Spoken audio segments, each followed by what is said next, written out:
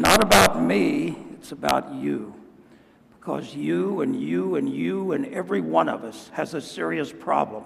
And if we don't do something about it, our entire future is at stake. The problem is this: there's a segment of our population that are naive, that are innocent, that are being punished, that are being abused. They're sent to what we call the mind prison. From the age of 6, they're consigned for 12 years to suffer in a mind prison. And in prisons, even lawyers, even prisoners have advocates, they have lawyers, but these people have no advocates. They have no one, because you and you have failed to do your job and have failed to protect them. These are our children. These are our future.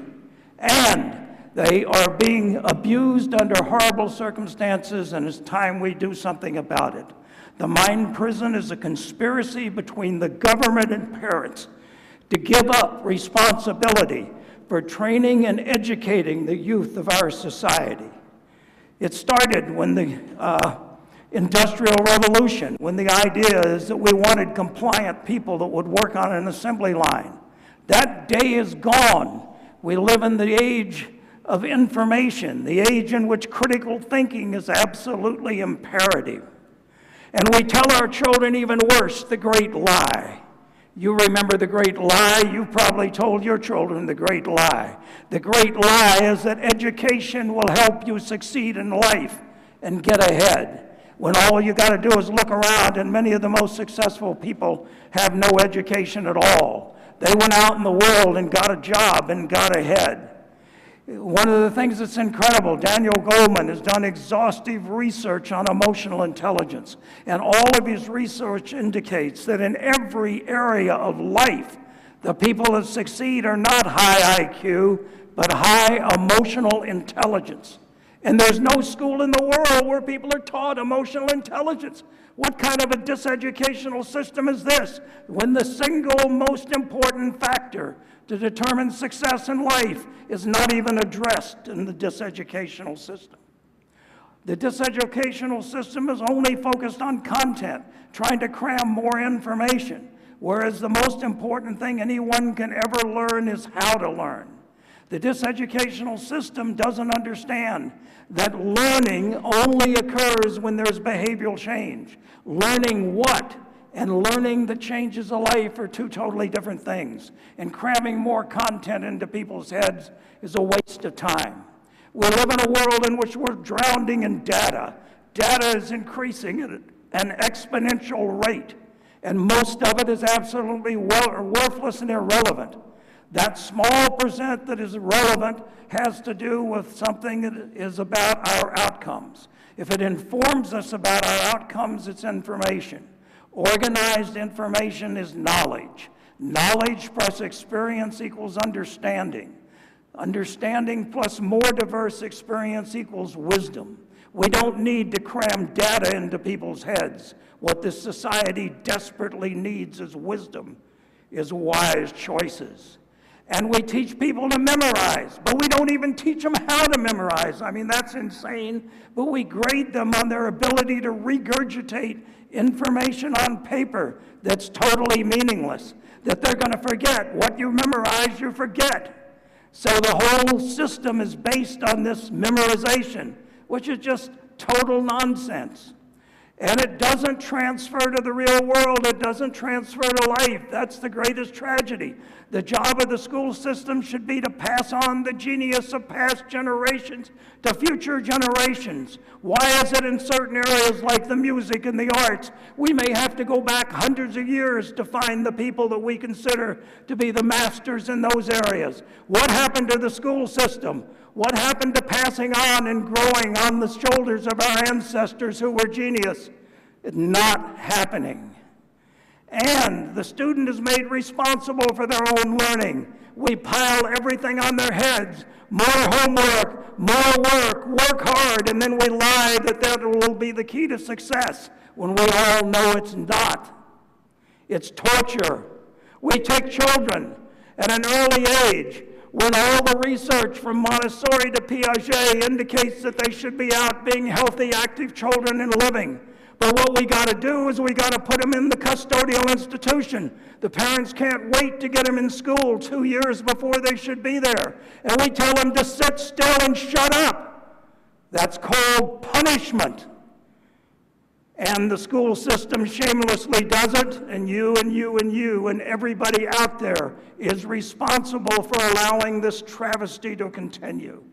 It doesn't have to be this way. So, career preparation. Skills are not transferable to the business world. When the people get out of school, the business world gets them and that has to retrain them for careers.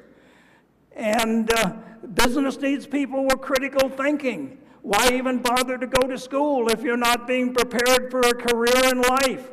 Why waste 12 years of your life or more in the mind prison when it's doing nothing to allow you to get success? And once again, success in business requires emotional intelligence, the single thing most correlated with success, and nobody teaches it to you. Business has to retrain people once they leave school. Business is eventually going to need to take over education. Somebody needs to take it over. Okay, I want to tell you about two remarkable educators, one of whom I had the great privilege, my wife Marilyn and I, to work with over several years. His name is Michel Thomas. You've probably never heard of him, even though he was probably the greatest educator of the 20th century. Tragically, he passed away 3 years ago at 90 years of age. He started off, he was born in Poland, and in his life, he witnessed the fall of 4 democracies. He realized what a fragile thing a democracy is.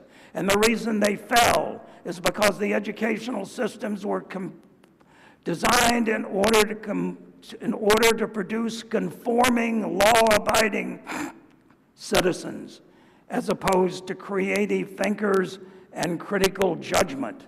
And Michel would sit there and say, I have great sadness when I look at the situation today. You don't realize how fragile democracy is. You don't realize how fragile it is. And it's getting worse, not better. Michel was a war hero. He did amazing things. He started off, he was born in Poland. He escaped when the Nazis came to power. He went to Austria. He escaped there. He went to France. He joined the French resistance. He was captured. He was put in deportation camps. He escaped. He was put in slave labor camps. He escaped. He joined the French resistance. When the American army came in, they realized what an asset he was, and he joined up with American intelligence. He was the one that captured the documents a half hour before they were going to be pulped, which is all the Nazi Party records, which are the basis of the Berlin Document Center. He was the one that captured the U-2 scientists just before the Russians got a hold of them. He captured the most difficult and wanted war criminal that the U.S. had. He created a bogus organization and convinced 20,000 Nazi officers after the war that he was from headquarters, and they gave control of the organization over to him, and all were captured. That's just where he started off. After the war, he came to the United States, and he remembered something one of his teachers had said. He said, no one knows anything about the learning process of the human mind.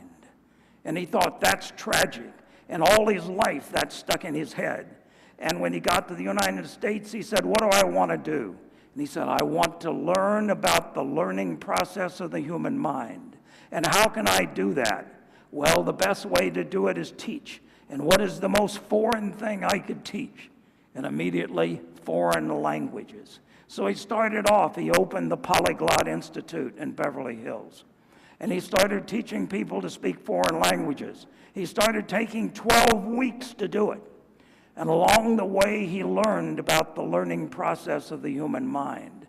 And over a period of 30 years, that 12 weeks shrank to 6 weeks and shrank to 5 days.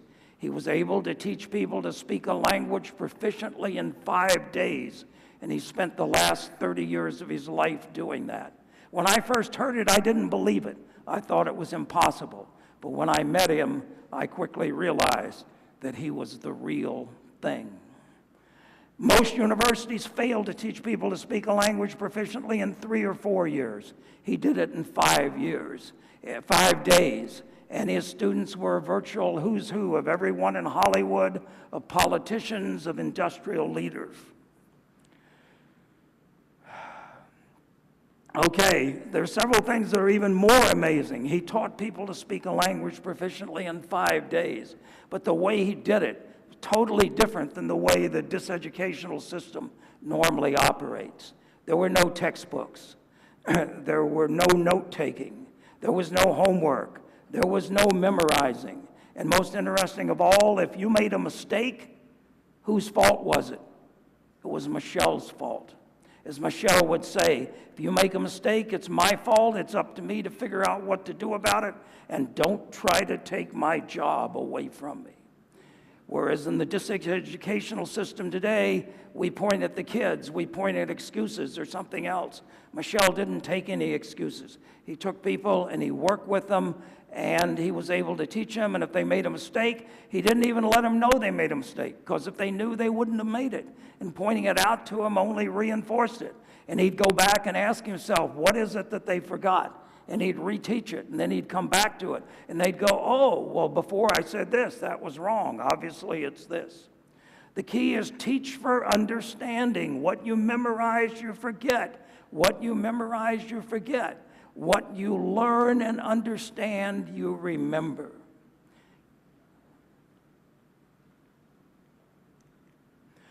Let me tell you about another amazing educator. I want to tell you about what's called Project Follow-Through. From 1964 to 1995, this was the most expensive study in the history of education on the planet. $1 billion and 20,000 students were involved. This started under the Lyndon Johnson days with the No Child Left Behind program. What it was concerned about was to reduce the disparity between low and high performance students by improving low performance, so no child would be left behind. It was to research what educational programs really work, not what the diseducational system keeps repeating and repeating that's an absolute failure and doesn't work, but to find out what really works. How to best teach the fundamental academic skills of reading, writing, listening, speaking, information, organization, and math. In other words, how do children learn best?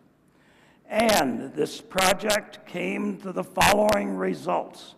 A curriculum and instructional methodology called direct instruction, developed by Siegfried Engelmann, another person you've never heard of, and his associates, was the winner by every single measure. 2/3 of the things studied, of the 12 methods studied, produced no results or negative results. And in every category, from academic to cognitive to affective, even the things that we're going to try to teach self-esteem failed, and direct instruction succeeded. It beat everything, everything. The direct instruction model of teaching and learning delivered unequivocally higher scores than any other model, and it continues to do so. So do we have it taught in every school in the country? Okay, a little bit about the direct instruction philosophy. We're not going to talk about your difficulties to learn. Rather, we will take you where you are, and we will teach you. And the extent to which you fail is our failure, not yours. We will not cop out by saying he can't learn.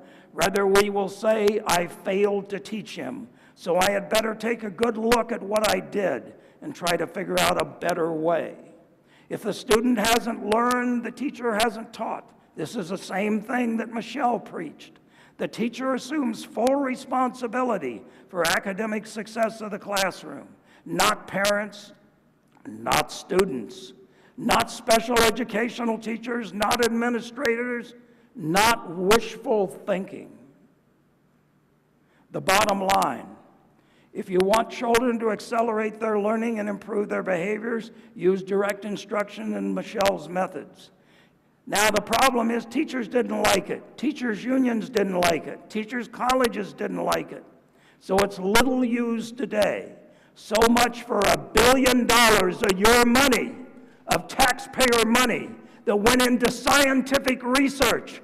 And the educators didn't like the results, so they simply ignored it. Where this should be taught in every classroom in the world, because it's the one thing proven to work. $1 billion down the drain because educators did not like it. So why isn't direct instruction used more? The answer, this is a quote, the answer lies largely in the near criminal behavior of most of the educational schools in America. These ivory tower schools know next to nothing about positive discipline and how to teach basic skills. They mask their ignorance behind academic posturing and jargon, but they never get around to teaching prospective teachers how to really succeed in a classroom of disparate students. With few exceptions, teacher education is gutless, unaccountable, and without intellectual rigor. Now then, administrators know how to administrate. They don't know how to teach, and they don't know how to train teachers. So what about the teachers? Well, teachers are well-meaning people, but they all want to be creative. So in every classroom, every day, everybody's having their creative lesson. I don't know about you, but I haven't met a lot of really creative people in my life. And I can't imagine that in every classroom and every lesson, we've got a creative people out there. We need the direct instruction design experts to be the ones that are preparing the curriculum. The American Academy of Science did a study on education in the classroom. They came up with 4 recommendations. First, teach for understanding. To teach is to explain. No memorization, understanding. This is what Michelle's been doing for years, for 60 years. This is what Engelman does. The critical importance of pre-existing knowledge. It's what you think you know that is wrong that is the problem. So therefore, we've got to have a method that then uncovers and corrects that. The most important thing you can learn is how to learn. We're living in an age in which now you're going to have to relearn a career probably 2 to 4 times in your lifetime, which means learning is not something that just happens when you're a kid. It goes on for your entire life, so you better learn how to learn, because that's the most important thing. And does this educational system teach you how to learn? No. Michelle and Engelman's methods teach you how to learn. And the transfer problem, how to get it out of the classroom into the world. Applications. If you give people a fish, you feed them for a day. If you teach them how to fish, you feed them for a lifetime. So what is the ideal educational system? No tension, no memorization. To learn to read and write and speak 4 languages in the first 4 years of school. With Michelle's methods, that's possible. There's nothing that could do more to promote global understanding than if we could speak multiple languages. Americans are the most chauvinistic country on earth. They don't care about learning other languages. We should learn languages when we can, 4 languages plus our own as a kid. And learn how to learn how to learn. The most important thing we can learn in school. And teach people emotional intelligence. And teach people entrepreneurial skills that they can use in the real world. So what will it take? We need to take control of the educational system away from the school boards, away from the teachers' unions, away from the teachers' colleges. We need to get business involved. We need to get parents involved. We need to demand direct instruction in the Michelle Thomas method. And for this to happen, it's up to you. You need to go to your school meeting and stand up and say, I'm mad as hell, and I'm not going to take this anymore. Thank you.